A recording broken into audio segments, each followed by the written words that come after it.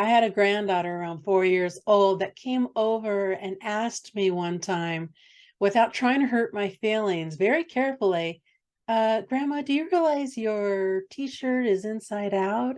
And I said, oh, yeah, I do that all the time. When I'm at home, I want to be comfortable and I don't like the feeling of the seams on t-shirts and such. So I just wear my shirts inside out. And she said, oh, okay. But that's what makes me comfortable at home.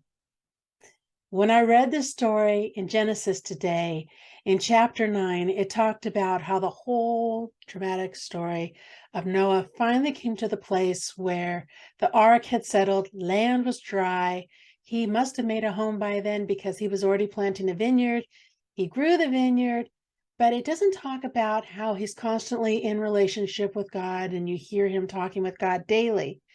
And sometimes that happens to us when we have emergencies, when we are going through trials, where we are talking to God 6, 7, 8, 9, 10 times a day, it seems like.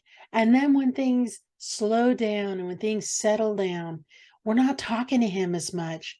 Well, I think that's what happened in this situation with Noah. That vineyard that he planted, he drank the wine, but he drank so much of it. I don't know how many times he drank it before, but at this time he drank so much of it, he became drunk.